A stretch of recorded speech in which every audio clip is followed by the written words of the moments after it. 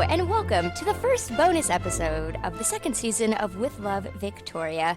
I'm Rachel Garnet, and today I am joined by the incomparable Mr. Rory Dunn. Rory, how are you? Oh, I'm doing pretty good. Thanks for asking. Well, look at us. You were the last bonus episode of season one, and here you are, first bonus episode of season two. How does it Oh, feel a whole year later? I I assume everyone was really chomping at the bit. They're like, if we could just get more of that guy in the bonus episode, that's all we're looking for. You know, it's actually crazy, but that final bonus episode, million. It was the first time we passed a million listens. Yeah. Well, Yeah. you do something well. Keep doing it. Yeah, not even the actual show, just that bonus episode. So here we are picking up 10 years later with Queen Victoria and 4 years later with Princess Beatrice. And we get to meet a brand new character here with Princess Beatrice, and that is her lovely son, Prince Maurice, played by you, Mr. Rory Dunn. Last year, we got to hear your voice take on so many characters. How was it coming in this year, getting to play one character through a few episodes? Well, it was nice. It was nice to have something a little more static, and uh, that where I could just say, okay, this is his voice, and I'll just keep doing this. It's always a little strange for me when I play younger characters because I'm like, well, I should probably pitch myself a little higher. Everyone's going to be like, who's that guy who's in there talking like this the whole time? Um, but yeah, it was nice. It was good because we did a little read through, and so I got to hear how the other people were going to be playing their roles, and so I get to have a little bit of an actual connection with the Princess Beatrice. So, Prince Maurice, he is such a fascinating character. He's this kind of new voice that we're bringing into the world. So, tell us about your first impressions. I'm assuming you weren't super familiar with the Battenberg family line. No, I mean, no, I can say that safe and sound. I'm an American, so my knowledge of history is not good at all. Much less my knowledge of the matriarchy in England. But it was just looking at the page. He was a character who really cared for others. Everything he does is that first episode, especially. He's just there to be a rock for his mother and support her in what he knows is going to be at her time of need. And I really can relate to a character like that who wants to help everyone around him and see everyone having a little bit of an easier time if he can do something to make it easier for them. And something that I really tried to do when creating Prince Maurice, since he's filling that role that Bertie left behind, that, tete-a-tete character, I wanted to make him a distinctly different voice from Bertie. And so I feel like you're definitely coming in with more goodwill than probably Bertie had. Hmm. Hmm. Do you think that playing Maurice has changed how you view Princess Beatrice, or did your views of Princess Beatrice affect how you played Maurice? That's an interesting question. I think from as an outsider looking at Princess Beatrice, I see a lot of what I think is supposed to come across, which is like, why are you so obsessed with just editing this journal? And obviously, that is something Maurice flat out says. But for him, when he looks at Princess Beatrice, it's, you know, why can't you just be happy in the life that you have? And that's, I don't have much of an emotional connection to her. So Rory doesn't have that feeling for her, but Maurice really, really does. He's like, go out and live your life, be happy, enjoy everything around you. Don't vicariously live someone else's life. Well, and what's something I'm so curious about when it comes to playing a character like this? I don't think this is quite a spoiler alert that Beatrice does not stop. She does edit all of the diaries. So, how does it feel playing a character who is ultimately going to fail in what he's trying to get across? Do you find that that is halting as an actor, or do you find it an interesting challenge? Or Well, I mean, spoiler alert. He doesn't fail in the first episode, but yeah, it's throwing yourself against a wall. There's nothing you can do to really change its position. You're just you're just constantly flailing at something. And what's interesting is he feels there to skip ahead a little bit in his story. He gets to a point where he's like, "This is all I can do for you, and even though I haven't accomplished what I want, I've accomplished what I can," Yes. which is very clear, and it's sad to say that, but, that's sometimes that's you have to let people go. If you love something, you will set it free. So there is certainly some sort of tragedy that comes along with playing a character like that. And I think something that makes Prince Maurice for me really engaging and makes it really enjoyable to listen to your performance is that you are a part of her life that is not a part of Victoria's life. Mhm. Whereas Bertie had all this malice towards Victoria, and your relationship is kind of, you're almost more, I mean, he's obviously still a prince and comes from immense privilege, but I think he is just one step enough away to be more connected to reality. I mean, he was a working gentleman. He was in the army. Sure, and you see his connection to reality in the way that he treats everyone else around him. Even if they're just small moments where he walks in and says, have you seen Mother? And they say, "Oh, no, I think she might be out. Let me go get her for you." "No, no, no, no. Let me do it. It's okay. You're fine." Instead of saying, "Yes, go get her. I'm here," which would make him a completely different character. But to be like, yeah, sure, you work for us, but it's fine. I can go do this myself. I can make this a personal moment. Yeah, absolutely. And I think we see that it's such a lovely voice to have Prince Maurice. You're not as combative. Yeah, the interesting thing is, I think, um, you can go at someone in her position in one of two ways, and one of them is, I don't like that this is happening to me, that you are stuck in that book, and the other is, I don't like that this is happening to you, that you are stuck in that book. And that's where I think Maurice attacks it from, is it's not how it's affecting him that upsets him, it is how it's affecting her. Exactly. So now that we've talked about, the process of reaching Maurice, I want to talk a little bit about the actual journal entries that we hear in the show. In this first episode, we hear two journal entries. Both of them include direct quotes from Queen Victoria's diary. So the first we hear is Tuesday, the 8th of February, 1870. I thought this was a very touching entry because I felt like this episode was all about recognizing loss. And even though you might be years separated from the loss, how grief can follow you around. So this on the 8th of February, 1870, Victoria wrote, "This day 30 years ago, my beloved Albert arrived at Buckingham Palace. How far off that seems now, and yet how well I remember all." And I think that very much was the thesis of this episode for both of these ladies. And we definitely hear you voice this in the next episode, how both of them are constantly re-engaging with the past and reopening wounds in quite a probably unhelpful way. Would you agree? Yeah, it seems to be. And then the other thing that we get introduced to this episode is Balmoral Castle in Scotland. This is our first time seeing it in the episode, but it is actually a place that Victoria had been to for many, many years. It was actually a gift from Prince Albert.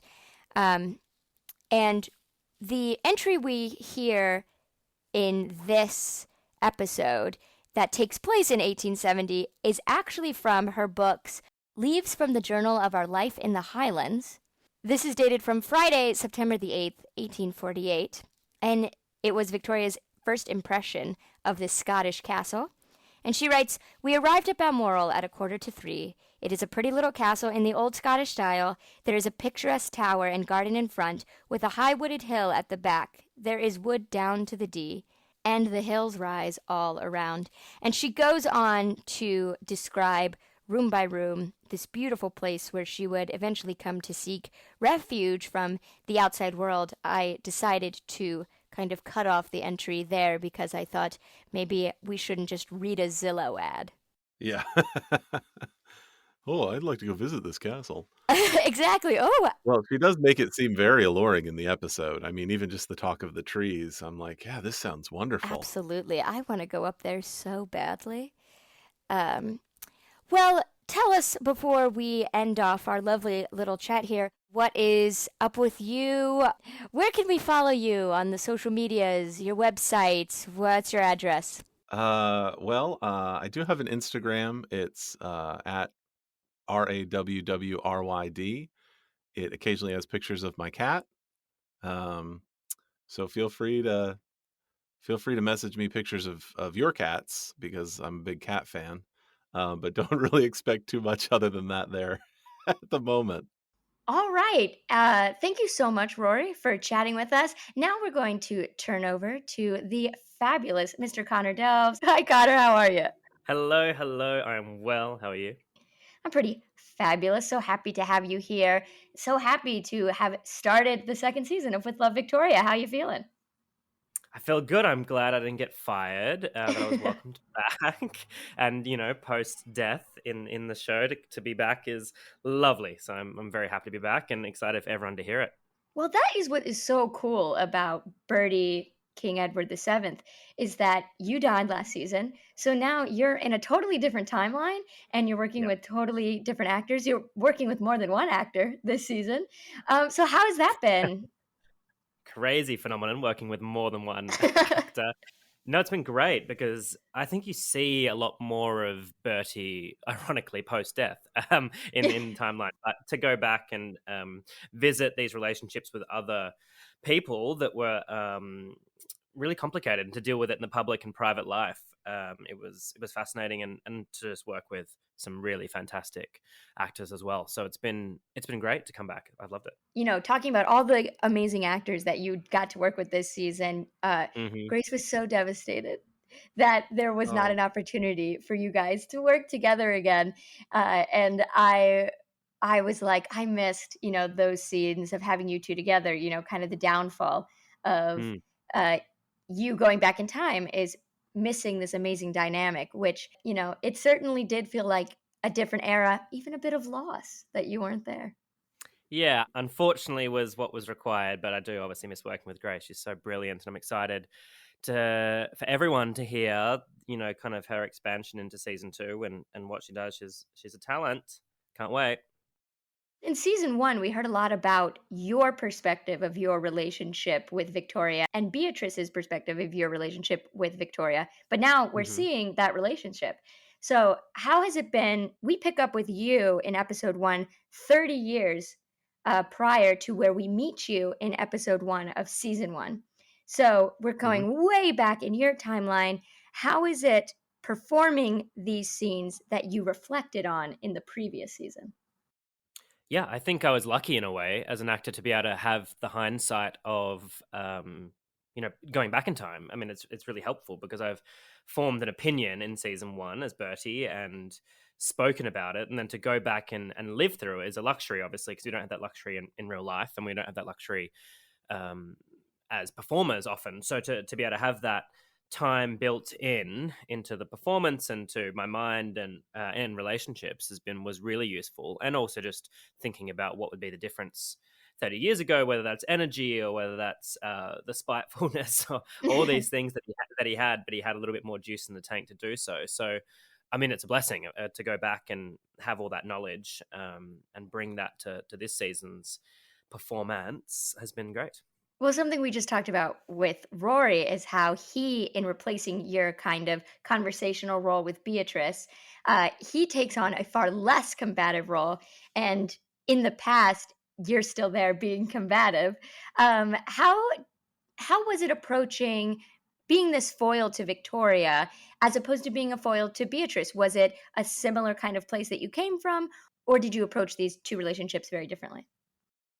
I did approach them differently. I think the relationship with Victoria um, gave a lot of the impetus for how I reacted towards Beatrice in the future was because of how my relationship with Victoria went. So I think I learned a lot. Well, Bertie learned a lot from how. he interacted with his mother and the Queen of England, and perhaps didn't process it in the way that a healthy individual might. So I definitely treated them differently, but I think probably the key in terms of performance-wise, I had to switch off that knowledge in a way. Like, I soaked it all in and absorbed it, and that's fantastic, the hindsight in terms of the intellectual side of the acting, but actually had to switch that off because I hadn't experienced those conversations with Beatrice in real time when I'm talking to Victoria like this. So it was actually very important that I kind of separate that in my mind, actually. So they were different for that reason, because they were out of order in terms of performance. I had to treat them differently. Certainly something that I considered when I was approaching writing his arc this season was he has to end up where he started in season 1. And it, for me as a writer, was a little frustrating because I couldn't resolve it in a positive growth kind of arc, because almost your arc is deterioration of relationship that you don't fix until, you know, the end of the previous season. So you can't fix it at the end of this season. So how was it almost finishing your performance as an actor in the middle of his emotional journey? Because he finishes his emotional journey where we got to our midpoint of our story as an audience, if that makes any sense. Yes, I think I just had to detach from the idea that it was a full circle, because it wasn't. His life continued. With season 1 happened, in terms of the timeline, actually after this. So I think surrendering to the fact that it wasn't over, or it wasn't complete, there was no resolve for Birdie. I didn't need to wrestle with that, because he continued. I mean, he had to live a very long, stressful, not rounded out life after that. So I think as soon as I surrendered to that, I mean, every actor wants an arc, but he still had that. He was just not finished. So I didn't struggle with that after I kind of read what season 2 was going to be and how it was shaping. And I think he did a great job of kind of coming back to where he started in season 1, which was very important. So I didn't wrestle with that for too long. You talked very briefly about you being this kind of combative character, and in Mm, season 1, it was very clear his motivation, where he was coming from, and what his goals were. He didn't want the diary to be edited. In this season, we see you be combative with more than one person, and mm. but all on anyone that you get into an argument with, whether it is Victoria herself or John Brown, or we'll see Mr. Abdul Karim in episode 4, is in a way you're still going one on one with Victoria, even if it's with her kind of delegates. So, talk about what is your goal in these confrontations? Are you trying to prove who you are as a prince, as the king you're going to be? Do you think you're going to change anything about how Victoria is running the country, or are you setting a precedent for who you will be when you are king?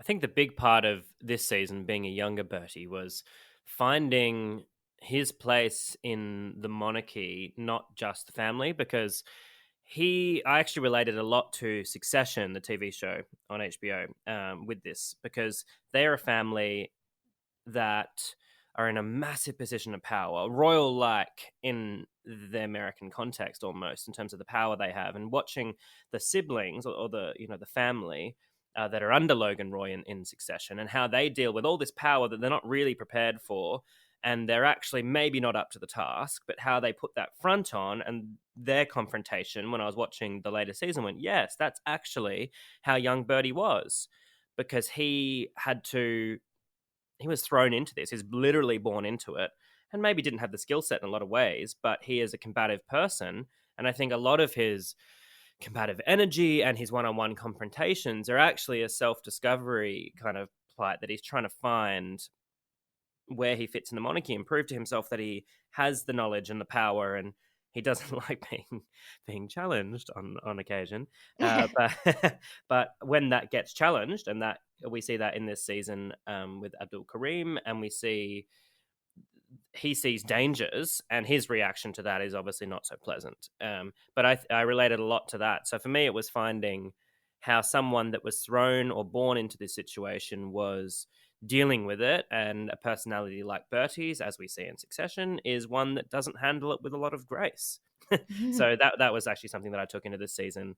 So thanks, HBO. What do you think, without spoiling too much, where we end up leaving your relationship with Victoria, and her very final line to you is quite biting? What do you think that meant for her arc, from Birdie's perspective, or even your perspective as playing Birdie? I think one thing that it sets up for, in hindsight for season one was, and the timeline, is that there are consequences. And what Victoria did, and that final line that you spoke about there, is on face value very difficult to swallow for anyone, but it's a consequence. It's a consequence of his behavior. It's a consequence of their relationship. It's a consequence of the monarchy. It's a consequence of how she decided to deal with her life and the diaries. And going forward, we see the ramifications, and we see Birdie having to swallow and live with that. And we know that from season one. So I think in terms of character arc, it actually made a lot of sense. Whether that's because we recorded it in this order, but it's a nice thing as an actor to not have to have a bow on the end, tied up neatly. I kind of like that style of storytelling. So for me, it was actually very juicy, and actually living in that discomfort, as Bertie did, and it actually allows me to sympathize with him as an actor and as a person, because he dealt with not having things resolved in his mind for his whole life, and that was part of the reason the way he was. A massive part of the reason. So I think not being able to swallow that is the best part of it all. It's nice to hear that it felt very satisfying to you as a performer, and hopefully will be very satisfying to the audience. So what was your favorite part about the season? Let's kind of upbeat. We were talking about his grief and his sadness, but as Connor, as the performer, what tell us about the fun times. I loved working with Shrave. I loved working in with a character that is actually not in the family, and I felt like being in a car, and I was able to find another gear. It opened another side to Birdie in this season that, although maybe not pleasant as to experience, was certainly very pleasant to be able to explore. And their relationship is, you feel like it's the kind of lid on a trash can about to bubble off, but never. It's very, very hostile and tense, and there's many opportunities and many possibilities of the way that it could have turned out. So I think that was really exciting, and obviously working with Strafe, who's so brilliant, and I dealing think with that that. scene is definitely a highlight of this season, and I can't wait for everyone to get to hear it. And I can't wait to sit down with him to hear him talk about, bringing Abdul Karim to life. And we have you to thank for bringing him to the table.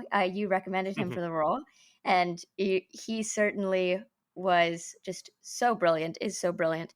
Yeah. So everyone is in for quite the performance.